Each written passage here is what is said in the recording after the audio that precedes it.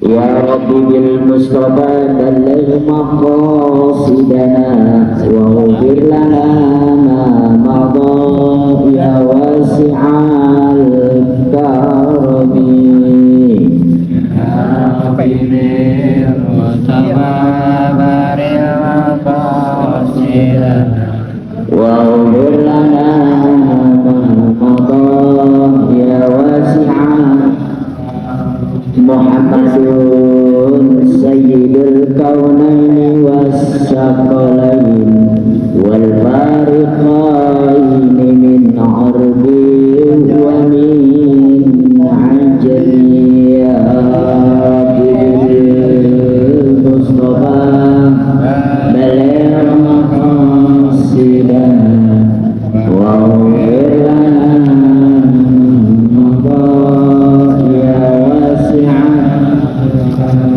Maulaya salli wa sallim daiman abada ala nabiyyi wa ahlil baiti kullihim ya Rabbil Mustafa baligh maqasidana wa ghfir lana ya wasi'al karam wal habibul ladzi turja syafa'atuhu likulli hawlin minal ahwali muqtahim ya Mustafa baligh maqasidana wa ghfir lana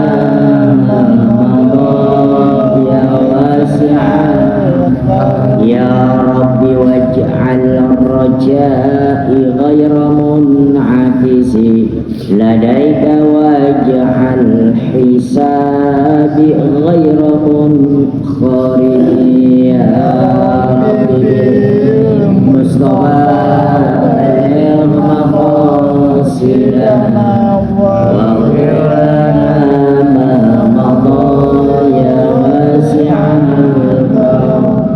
والحب عبدك في الدارين إن له صبرا متى تدعو الأهوال ينهزم يا ربي بالمصطفى بلغ مقاصدنا واغفر لنا ما مضى يا واسع الكرم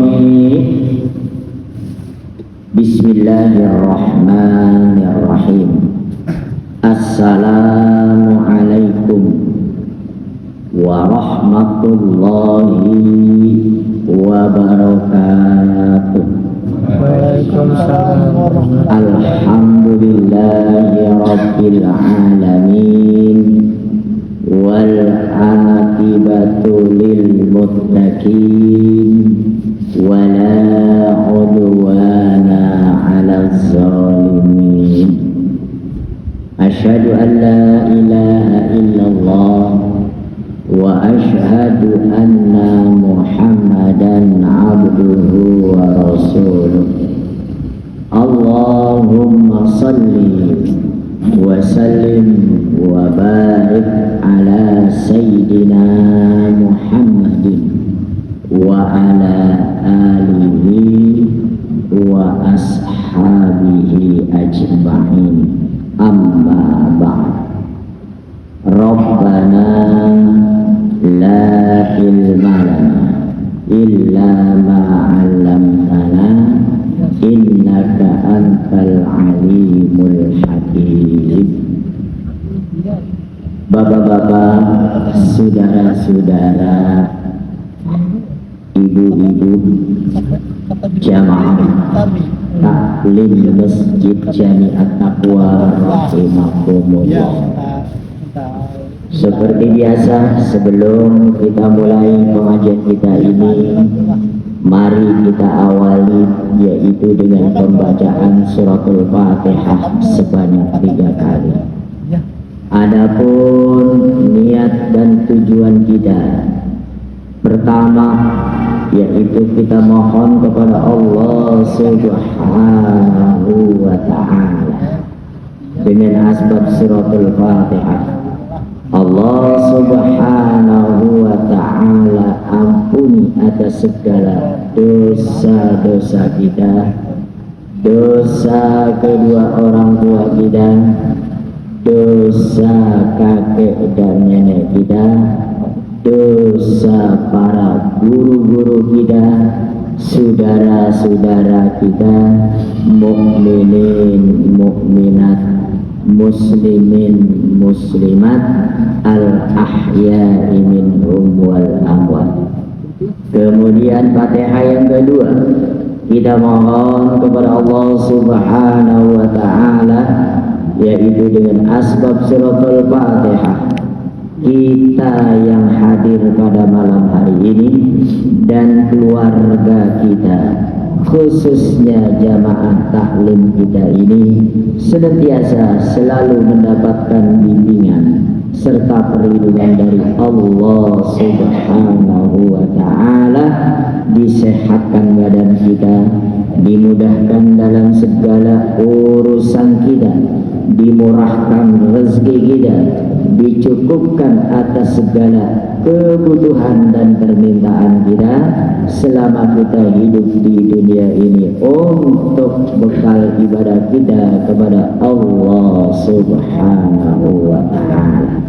Kemudian Fatihah yang ketiga, kita mohon kepada Allah subhanahu wa ta'ala, yaitu dengan asbab suratul Fatihah, kampung kita, wilayah kita maupun negeri kita yang kita cintai ini senantiasa selalu dijaga dan dipelihara oleh Allah subhanahu wa ta'ala, dan selalu diberikan rahmah dan maghfirah serta keberkahan kepada kita semua.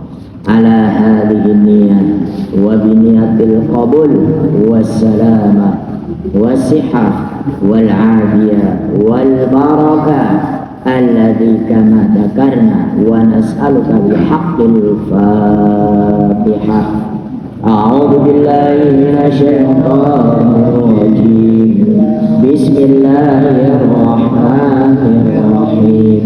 Alhamdulillahi rabbil alamin. Ar-Rahmanir Rahim. Maliki yaumiddin. Iyyaka na'budu wa iyyaka nasta'in. Ihdinas siratal mustaqim. Siratal ladzina an'amta 'alaihim ghairil maghdubi 'alaihim waladdallin. Amin. Bismillahirrahmanirrahim. Alhamdulillahi rabbil alamin. Ar-Rahmanir Rahim. Maliki yaumiddin. Iyyaka na'budu wa iyyaka nasta'in. Ihdinas siratal mustaqim. Siratal ladzina an'amta 'alaihim ghairil maghdubi 'alaihim waladdallin. Amin. Bismillahirrahmanirrahim. Alhamdulillahi rabbil alamin. Ar-Rahmanir Rahim. Maliki yaumiddin. Iyyaka na'budu wa iyyaka nasta'in. Ihdinas siratal mustaqim. Siratal ladzina an'amta 'alaihim ghairil maghdubi 'alaihim waladdallin. Amin. Taqabbal ya karim. Bismillahirrahmanirrahim. Wa an Umar bin Kharijah radhiyallahu anhu qala khatabana Rasulullah sallallahu alaihi wasallam bimina wa huwa ala rahilatihi wa lu'abuha yasilu ala katibiyya akhrajahu Ahmad. Wa an Aisyah radhiyallahu anha qalat kana Rasulullah sallallahu alaihi wasallam yaghsilul maniyya summa yakhruju ila sholati fi dzalika saum wa ana anzuru ila asaril husni fi muttafaqun alaih. Wali Muslim laqad kuntu atrukuhu min saudi Rasulillah sallallahu alaihi wasallam farkan fayusalli fi. Wa an Abi As-Samh radhiyallahu anhu qala Rasulullah sallallahu alaihi wasallam yughsalu min baulil jariyah wa yurashu min baulil ghulam. Wa an Asma bin Abi Bakar radhiyallahu anhu anna Nabi sallallahu alaihi wasallam qala fi damil haidi yusibus sauba tahuttuhu summa taqrusuhu bil ma'i summa tandahuhu summa tusalli. Wa an Abi Hurairah radhiyallahu anhu qala khawla ya Rasulullah fa illam yazhab ad-damu qala yakfikil ma'u wa la yadurruki asaruhu akhrajahu at-Tirmidzi. Bapak-bapak, saudara-saudara hadirin jamaah taklim Masjid Jami'at Taqwa rahimakumullah. Pada malam hari ini masih kita membahas masalah bab izalatun najasah, yaitu bab menghilangkan najis wa bayaniha dan keterangan-keterangannya. Nah, yang dikatakan najis menurut bahasa yaitu adalah kotor. Nah, sedangkan yang dikatakan najis menurut syarak adalah sesuatu yang melarang untuk kita melaksanakan ibadah sholat atau membatalkan itu sholat kita. Itulah yang dikatakan najis. Makanya najis itu harus dihilangkan dan harus dibersihkan. Yaitu dengan apa? Yaitu cara mensucikannya bil ma'i, yaitu dengan air. Sebagaimana pada saat itu Rasulullah sallallahu alaihi wasallam ditanya masalah tentang arak. Dan arak itu berubah menjadi cuka. Nah, apakah arak itu suci? Ya. Apakah cuka itu suci? Ya, kalau yang namanya arak udah tetap apa najis, yaitu adalah tidak boleh, yaitu kita mempergunakan, memanfaatkan itu arak. Tapi kalau arak itu berubah jadi cuka gimana? Nah, kata Rasulullah, faqolala, pokoknya nggak bisa.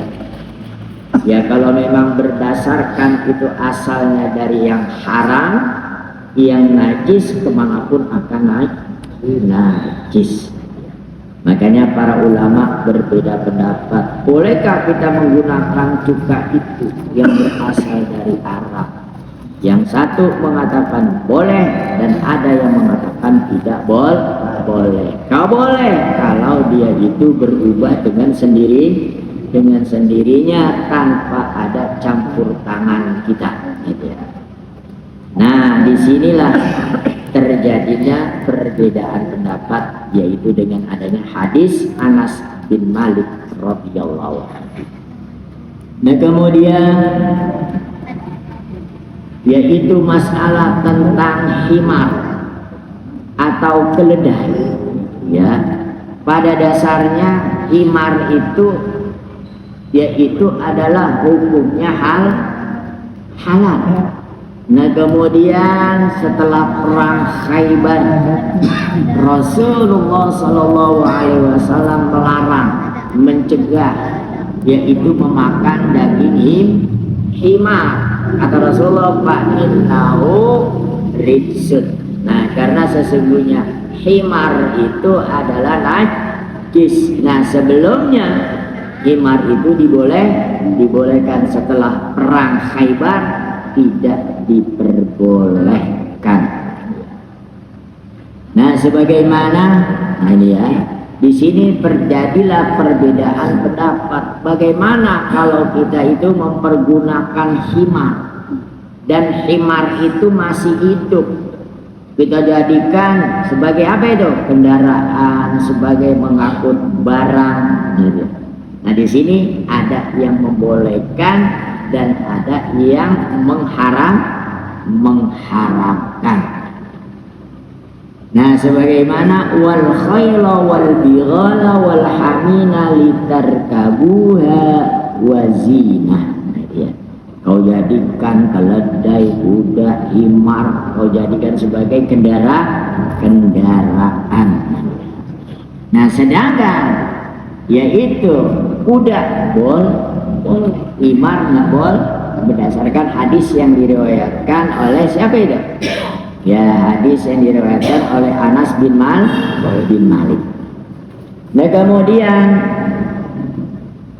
hadis yang diriwayatkan oleh Ibnu Kharijah, qala Rasulullah Sallallahu Alaihi Wasallam pada saat itu di dalam pelaksanaan ibadah haji, khotobana Rasulullah, ya Nabi kita itu berkhutbah, yaitu mengkhutbahkan kami di Mina, yaitu di Mina. Mina itu di mana? Di Arafah, yaitu dari Arafah menuju Mina, itu adalah di luar kota Mekah. Nah ketika itu Rasulullah Sallallahu Alaihi Wasallam berkhutbah di Mina. Ya berarti sholat apa itu? Berarti waktu di Mina, waktu wukuf, ya wukuf di Arafah, kemudian bermalam di Mina, yaitu pada hari keberapa tuh? Hari 11, 12 dan 13. Ya karena pada malam takbiran, yaitu jamaah haji udah berangkat menuju Mina. Nah kalau berarti pada saat itu khutbah, ya berarti waktu pelaksanaan ibadah hajinya itu adalah hari apa itu? Pelaksanaan ibadah haji berarti di hari Kamis. Nah Rasulullah sampai di Mina yaitu adalah hari Jumat. Nah di sini karena khotobana Rasulullah SAW di Mina, ya berarti pada saat itu sedang apa itu? Bermalam di Mina. Wa huwa ala rahilati. Nah ketika itu Nabi kita itu ada di atas kendaraannya, rahilati walu'abuha. Nah dia, nah itu setiap kalau onta atau kuda atau himar gitu, kalau lagi apa tuh? Kalau lagi istirahat keluar apa dari mulutnya? Lu'ab, lenderan. Nah itu ya. Nah ini rahilatihi, Rasulullah waktu itu di atas kendaraannya, walu'abuha yasilu. Nah kemudian apanya itu? Lenderannya ngalir. Nah itu ya. Nah berarti ini kalau lenderannya ngalir berarti ini karena Rasulullah di atas kendaraan, berarti apa itu? Unta ini ya. Berarti Rasulullah pada saat itu di atas onta. Ya kalau kuda kan lehernya pendek. Ya kalau onta berarti lehernya apa? panjang, lewas gitu ya, nengok. Lah berarti itu apa itu? Lu'abuha, yaitu lenderannya yasilu mengalir ala katibiyah, mengalir di atas keteknya. Nah ini ya, berarti Rasulullah lagi naik unta, untanya kemudian apa itu? Melengos. Nah kalau melengos ke badannya berarti kenapa itu? Rasulullah kena air liur. Lu'ab tuh air liur ya. Kalau kita ini kayak mulut kita apa itu? Iler. Nah susah amat sebutnya ya. Itu ya. Nah lu'ab itu adalah air liur dari binatang itu kemudian mengalir dan kena keteknya Nabi. Nah apa maksud daripada hadis ini? Nah makanya para ahli hadis memahami hadis ini ya bahwa Rasulullah pada saat itu khutbah. Ya berarti kalau yang namanya khutbah yaitu di Mina di Hijjatul Wada, yaitu pada haji wada, yaitu pada haji terakhir, yaitu pada hari pada haji terakhir Rasulullah di dalam pelaksanaan ibadah haji. Ya kalau khutbahnya di Mina, lah berarti itu dari apa tuh? Hari Jumat. Ya berarti wukufnya hari apa tuh? Wukufnya berarti hari apa? Hari Kamis. Jadi ya. Nah di sini Rasulullah khutbah pada haji wada. Ya berarti berarti Rasulullah di Mina, yaitu di hari Jumat. Warrahilatu al-markubah.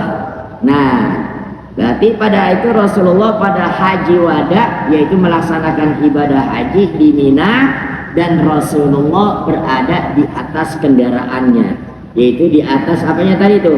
Di atas ontaknya, yaitu ya rahilati walu'abuha, dan dia mengeluarkan air liur tuh ontaknya itu.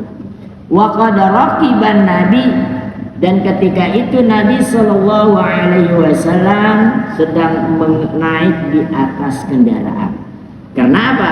Transportasi pada saat itu adalah dengan menggunakan apa itu?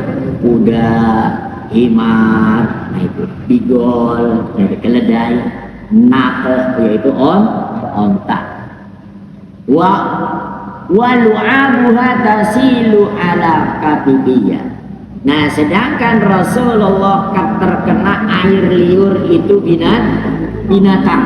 Nah itu tasilu mengalir ala katibi, yaitu di atas pundaknya, yaitu ya. Nah al-lu'ab di sini maknanya ar-rutubah an-nasyi'ah minal fam. Ya. Yang dikatakan lu'ab di sini adalah air liur rutubah, yaitu minal fam, yang keluarnya dari mulut karena kecapean. Wa fihi dalilun, berarti hadis ini menerangkan bahwa air liur hewan itu adalah apa itu? Tidak najis, gitu ya. Berdasarkan hadis yang diriwayatkan oleh Umar bin Kharijah. Nah wa taqaddama annal khimar najisatu. Nah sedangkan Rasulullah mengatakan pada waktu perang Khaybar bahwa himar itu adalah najis. Nah bagaimana ini kalau air liurnya himar? Apakah najis? Fala'allaha najasalah mu'adil akal. Nah ini sedangkan yang dikatakan najisnya itu adalah dagingnya kalau untuk dimakan, sedangkan ilernya, urupnya, itu urup apa itu kalau daripada kita keluar keringatnya. Nah ini wa manasya'a, dan apa-apa yang keluar daripada badannya payah kunu bitoharatiha. Nah ini bahwa dari mulut himar itu, yaitu yang keluar dari himar itu kita nunggang himar, itu ya, kemudian himarnya itu ngiler, yaitu terkeluar air liur terkena pakaian kita. Nah, berarti di sini berdasarkan hadis ini bahwa air liur himar itu tidak najis. Nah, kalau dagingnya ya itu adalah najis karena nggak boleh dimakan. Ini pengertian hadis daripada hadis ini. Nah, dikatakan farrukub yang dikatakan nunggang. Nah, di hukmi dorirah ya, karena kalau yang namanya kalau kita nunggang kan yaitu ya berarti berkendara dengan itu hewan. Nah, sedangkan hewan itu najis. Nah, kok air liurnya enggak najis. Nah, kalau kita nunggang dia tasiku al badan, yaitu badan kita itu udah pasti terkena dengan apa ini? Dengan anggota binatang itu tersebut, yaitu adalah binatang himar. Nah, makanya di sini enggak perlu walam yaghsil ma asabahu dalilun ala taharatil uruq wal lu'at. Nah, berarti di hadis ini adalah enggak perlu kita pakai dicuci. Ya, seandainya kita ini terkena ya itu ya. Nah, ini ma'asobah ada dalilun bahwa menerangkan. Nah, ini jika terkena di anggota badan kita yaitu air liurnya tersebut itu atau keringatnya itu adalah suci. Nah, berarti hadis ini menerangkan bahwa air liur binatang itu adalah hukumnya suci, nggak perlu pakai kita cuci, nggak perlu pakai kita mandi. Wa an Aisyah radhiyallahu anhu qala kana Rasulullah sallallahu alaihi wasallam. Nah, ketika itu qalat berkata si Siti Aisyah. Nah, karena adalah Rasulullah yaghsilul mani ya. Nah, ini ya. Berarti ketika itu Rasulullah sallallahu alaihi wasallam mencuci pakaiannya yang terkena mani. Summa yakhruju ila sholati fi dzalika sawt. Nah, berarti hadis ini menerangkan dalil bahwa mani itu adalah najis walau lam yakun najasan lima ghasalah. Nah, dia. Ini kata para ulama, kenapa kalau seandainya itu najis? Ya, kalau seandainya itu enggak najis, kenapa kok Rasulullah itu pakai dicuci? Nah, dia. Nah, kemudian Siti Aisyah melihat Rasulullah kainnya, bajunya pada saat itu dia cuci itu, dia kucak di dalam bajunya itu. Wa ana anzuru. Nah, kata Siti Aisyah, dan saya telah melihat bekas cuciannya itu. Muttafaqun alaih. Nah, berdasarkan hadis ini Imam Malik dan sebagian Imam Hambali menerangkan bahwa anna izalatan najasah. Nah, bahwa Imam Malik, Imam Hambali bahwa cara menghilangkan najis itu adalah mahsuratun bil ma, yaitu adalah apa itu? Dikhususkan, diringankan, yaitu dengan apa ini? Yaitu dengan apa? Dengan air. Nah, ini berarti mengatakan bahwa qala Abu Hanifah anan maniya najasun yajzi'uhu faruquhu wa hukum. Nah, ini ya, kenapa? Karena Rasulullah yaitu melakukan, yaitu di bajunya, yaitu najis yang nempel di apa itu? Ya yajzi'uhu harusnya faruquhu wa hukum, yaitu di apa itu? Dikelep dan di kopet-kopet. Nah, itu ya, dicubit-cubit. Nah, makanya di sini Imam Hanafi bahwa najis apa itu mani itu adalah hukumnya najis, sedangkan jumhurul ulama mengatakan bahwa mani itu tidak najis. Jadi ya, kalau seandainya tidak najis, kenapa kalau Rasulullah itu ngapain itu? Di apa itu?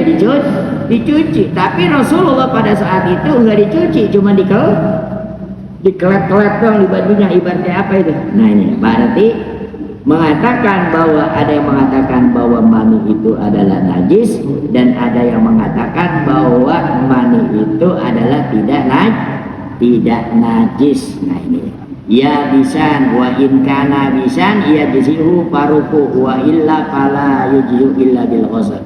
Ya kalau seandainya maninya itu udah kering ya Rasulullah cukup diapain dulu? Dikelet, dicubit-cubit. Nah ini berarti para ulama di sini memahami ini hadis ya bahwa yang pertama bahwa cara menghilangkan najis itu dengan apa? Dengan air. Dan kemudian nah juga cara menghilangkan itu kotoran, ya kotor kan belum tentu najis. Ya, yaitu cukup diapain itu? Dikelet. Ya umpama di baju kita nempel kulit ikan. Ya di baju kita itu nempel apa sejenis makanan, saus atau apa itu kering, lama-lama kita apain itu? Kita kelet gitu. Berarti di sini nah dalil Imam Syafi'i nah ini laqad kuntu akrahuhu. Nah itu kata Rasulullah. Kemudian aku itu adalah mengelet-ngelet. Nah, berarti kagak dicuci, cuma dicubit-cubit doang. Nah makanya Imam Syafi'i berdasarkan hadis ini bahwa mani itu adalah tidak najis, bahwa mani itu adalah suci. Kenapa di sini ya dikatakan ya karena najsan ya kalau seandainya najis yaitu dengan apa itu dengan cara mencucinya yaitu dengan air. Makanya dengan kedua hadis ini terjadilah perbedaan pendapat. Ini ya, yang satu mengatakan najis, yang satu memahaminya dengan tidak najis. Ya kalau yang satu cukup diapain? Dikelet. Hadisnya juga sama. Langsung hadis yang diriwayatkan oleh Siti Aisyah Rasulullah melet bajunya tuh yang terkena mani. Nah kemudian Rasulullah kata Siti Aisyah fayusolli bi, dan kemudian Rasulullah langsung sembahyang. Dan yang pertama juga Rasulullah apa ini Siti Aisyah melihat Rasulullah mau apa itu mengerok-kerok kemudian dicuci, sedangkan bekas cuciannya saya ngelihat tuh bekas-bekas masih demok, masih basah. Nah, ya. Nah di sini makanya di sini terjadilah perbedaan pendapat bahwa mani itu adalah jumhurul ulama mengatakan bahwa mani itu adalah suci. Wa an Abi Asam qala Rasulullah sallallahu alaihi wasallam yughsalu min baulil jariyah wa yurashu min baulil ulam. Nah di sini Rasulullah sallallahu alaihi wasallam berkata cuci kalau anak kencingnya itu dari anak wanita. Wa yurashu min baulil ulam, cukup dicepret kalau anak itu adalah laki-laki. Nah di sini dalilun alal firqah. Dalil berbeda pendapat. Kok bisa beda kencing laki-laki dan kencing perempuan? Di sini kata Rasulullah ya kalau laki-laki cukup yurashu bil baul. Nah sedangkan kalau perempuan yughsal harus diguyur, yaitu harus dialiri dengan air. Nah di sini para ulama kenapa kok bisa terjadi? Nah di sini antara laki-laki dan perempuan. Fal baulu syamilun lima kharaja minas sabi. Kenapa di sini terjadi perbedaan pendapat? Yang satu pakai dicuci, yang satu cukup dicipratin saja. Yaitu dengan syarat. Nah di sini Al-istighraq bagi laki-laki enggak minum apa-apa kecuali minum air susu ibu itu sampai 2 tahun. Kalau perempuan mau nyusu ibu, mau makan yang lain, pokoknya dia itu apa itu? Najis mutawasito ya, karena najis itu terbagi 3, yaitu mukhafafah, mutawasito, dan mughallazah. Nah di sini kencing laki-laki dan dia tidak makan apa-apa itu namanya najis mukhafafah berdasarkan hadis yang diriwayatkan oleh Abi Hasan, cukup diciprat. Sedangkan baul perempuan yaitu cukup apa itu harus diguyur. Nah di sini kenapa kok bisa berbeda begini? Laki-laki nggak perlu diapain ini, karena beda antara kencing laki-laki dengan kencing perempuan. Nah di sini para ahli hadis mengatakan, nah waqadik tasyaba al-atibai ahdisan, dan sekarang udah mulai terungkap menurut para peneliti, para dokter di zaman ini, hadisan, yaitu di zaman modern. Kalau kencing baulus sobiyah, yaitu adalah kencing perempuan, bayi perempuan itu. Kenapa? Karena kencing perempuan itu adalah sakil, yaitu adalah lebih berat, sahin, dan juga lebih tebal. Nggak tahu apanya itu yang dimaksud. Nah dia kencing perempuan dengan kencing laki-laki adalah berbeda. Nah sedangkan wa baulus sobi, nah sedangkan kencing laki-laki itu adalah khofi, yaitu adalah tipis. Nah yang dimaksud tipis kalian ini perumusnya bagaimana nggak tahu itu.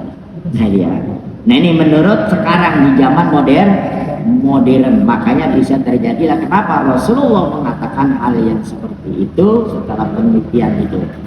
Nah di sini makanya waqad 'alal fuqaha ya. Nah karena apa? Karena di dalam ilmu fikih membedakan laki-laki dan perempuan. Ya kalau laki-laki kalau balik udah apa tuh? Keluar mani. Ya sedangkan mani itu suci kan. Nah sedangkan kalau perempuan kalau balik itu dengan haid, gitu ya. Sedangkan darah haid itu adalah najis. Nah disitulah baru dipahami sekarang. Oh gitu, pantesan Rasulullah seperti itu. Nah di sini adalah mengatakan fal awwalu tohirun wasani najisun. Nah ini ya makanya paling utama bahwa kencing laki-laki sampai umur 2 tahun dan dia hanya air susu ibu, yaitu adalah cukup diapain itu? Dicepret. Dan sedangkan kencing perempuan sama dengan orang dewasa harus diguyur, harus diairin air. Nah itu perbedaannya. Nah makanya para ulama, kenapa kok begini? Kenapa kok? Kan kita gitu mulu ya. Ya setiap Rasulullah mengatakan, oh, kenapa kok kita disuruh kalau ada lalat, yaitu masuk ke dalam makanan kita dan cair, makan teh, susu, kopi. Kata Rasulullah suruh apa ini tuh? Celupin. Nah itu ya. Kenapa? Nah ternyata di kiri kanannya itu ada mengandung 1 racun, 1 yaitu penawar. Wa an Asma binti Abi Bakar As-Siddiq anna Nabi sallallahu alaihi wasallam bi damil haidi yusibu sawb tahuttuhu summa takhrusuhu bil ma'. Nah sedangkan darah haid jika ketimpa ke pakaian, nah itu tahuttuhu harus apa ini dikucak sumatuk rusuhu, ya pokoknya dibersihin dah itu, cubit-cubit. Nah ya dengan apa ini? bil ma'i summa tandahu, sehingga apa itu? Bersih. Summa tusalli, kemudian barulah kita gunakan pakaian tersebut itu untuk sholat. Nah, berarti di sini para ulama bersepakat bahwa darah haid itu adalah najis.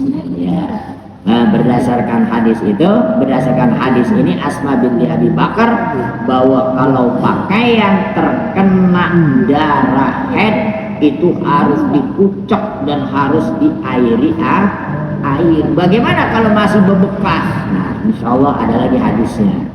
Nah, di sini walam yukhalif ahadun minal a'immati fi hadhil masalah. Nah, ini para ulama di sini tidak ada perbedaan pendapat masalah tentang darah haid yang terkena pakaian itu, bahwa darah haid itu adalah hukumnya najis, makanya harus diizalah, yaitu harus dihilangkan, harus dibersihkan.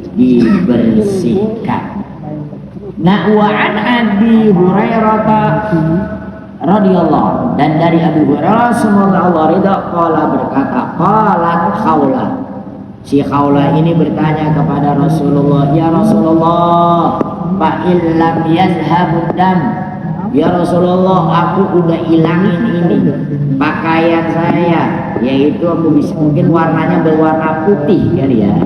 Nah, di sini fa illam yazhab, tapi aku udah ilangin ya Rasul, tapi kagak hilang itu darahnya, masih kelihatan. Qala, kata Rasulullah, yang piki alma, cukup pakai air, walaupun gosok-gosok ternyata masih juga bebekas, masih berwarna. Nih kata Rasulullah, yang piki alma, cukup pakai air, wala yadurruki asaru, dan tidak memberi mudarat bekasnya itu. Ya, dia berarti membersihkan, berarti cukup dengan melewatin air, walaupun masih ada bekasnya, itu adalah tetap suci. Nah, di sini ia piki. Nah, ini kata Rasulullah, cukup hai Khawlah, yaitu cukup dibersihkan dengan air. Nah, ini dia. Nah, para ulama di sini berpendapat anan najasah, karena sesungguhnya najis itu bisa dilihat hadhis salasah, yaitu pertama dengan apanya itu? Al-laun, yaitu dengan warnanya, wa ta'am, yaitu rasanya, wari, dan juga baunya. Nah, jika ketiga, nah itu tanda-tanda tersebut itu ada masih di badan kalian, fa innahu yadurru, ya. Oh, pas disium masih apa itu? Masih berbau, rasanya juga masih ada. Tetapi kalau seandainya yang ada hanya tinggal warnanya, pakot awirihi pakot pala ba'sabih. Nah, di antara yang tiga itu, warnanya hilang, tapi ini apa ini? Baunya masih ada, rasanya udah nggak ada. Berarti itu boleh pakaian tersebut kita gunakan untuk berapa? Pakaian itu udah menjadi suci. Nah, ini ya. Berarti kalau tiga-tiganya ada, ya berarti itu harus dihilangkan. Salah satu apa itu harus dihilangkan, itu dua. Ya kalau masih ada yang satu, ya boleh kata Rasulullah sallallahu alaihi wasallam. Kenapa kata Rasulullah? Yakfiki alma la yadurruki asal. Cukup pakai dan tidak memberikan mudarat itu bekasnya. Yang dikatakan bekas itu adalah apa? Warnanya, rasanya, dan baunya. Nah, kalau tanya tinggal yang terasa baunya aja, nah yang warnanya udah hilang, nah berarti boleh, sudah suci. Nah, waqalal ulama waqalal fuqaha, Nah, sedangkan para ahli fikih di sini wala yustaratu lil mustanji. Nah, ini karena tidak dipersyaratkan bagi orang yang beristinja ayyasumma ma biyadihi. Apa yang masih berbau dindus tuh.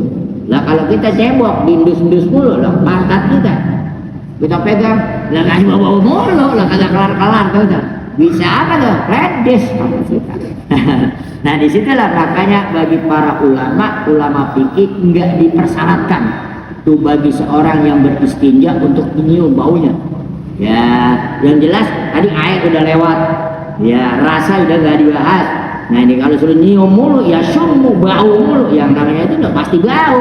Ya itu dia. Dan itu makanya nggak dipersyaratkan tuh.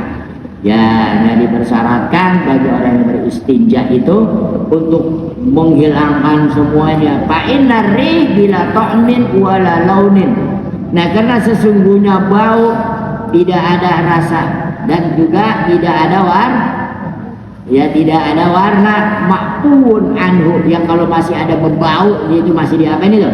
Makpun anhu, masih dimaafkan. Ya contohnya kita buang air besar dah. Ya habis berak. Ya pantat kita kan tuh untuk air malu sampai apa tuh? Habis itu kita dus, udah tetap rihnya masih ada tuh. Ya, rihnya tetap masih ada. Nah, itu makanya kalau asal yang dua itu ya warnanya udah nggak ada, rasanya udah nggak ada, tinggal baunya doang, itu dimaaf. Nah, fal hasil annahu in baqiya wahid minas salasa fala yadur. Nah, berarti intinya ya jika hilang yaitu jika ada sisa daripada salah satu yang tiga itu berarti sudah itu sudah boleh, berarti sudah pala ya. Wa in baqiya isnain minha fa innahu yadur. Nah, kalau seandainya yang tersisa dua, cuman warnanya doang hilang, lah baunya masih ada, ya rasanya juga masih ada, lah berarti masih apa ini? Ya berarti itu adalah belum suci. Nah, itulah bapak-bapak, ibu-ibu yang kami sampaikan. Barangkali ini pertanyaannya, waduh, lama? Ya, yaudah. Ya, kalau sudah ada pertanyaan, kita akhiri pengajian kita ini dengan ucapan Alhamdulillah.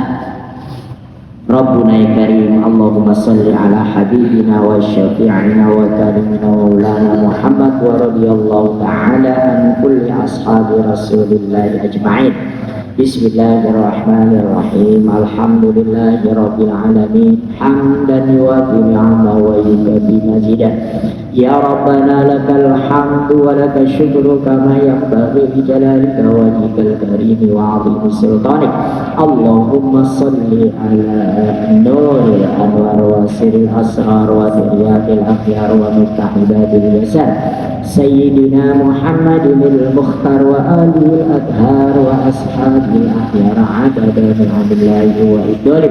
Allahumma ya Allah jabirna bil ilmi wa sayyina bil hilmi wa akrina bil afiyati wa taqwa. Allahumma anfa'na bima 'allamtana wa 'allimna ma yanfa'una. Allahumma inna nas'aluka 'amalan mutaqabbala wa sabran jamila wa fathan qariba wa waladan salihah wa rizqan halalan kasiran tayyiba. Allahumma inna na'udzubika min ilmin la yanfa' wa min qalbin la yakhsha wa min nafsin la tashba' wa min du'ain la yustajab. Allahumma arinal haqqa haqqa warzuqna ittiba'ah wa arinal batila batila warzuqna ijtinabah. Rabbana atina fid dunya hasanah wa fil akhirati hasanah wa qina adzabannar. Wa sallallahu ala sayyidina Muhammadin wa ala alihi wa sahbihi ajma'in. Subhana rabbika rabbil izzati amma yasifun wa salamun alal mursalin walhamdulillahi rabbil alamin. Wallahu muwaffiq lahum barik wal 'afwu minkum wassalamu warahmatullahi wabarakatuh.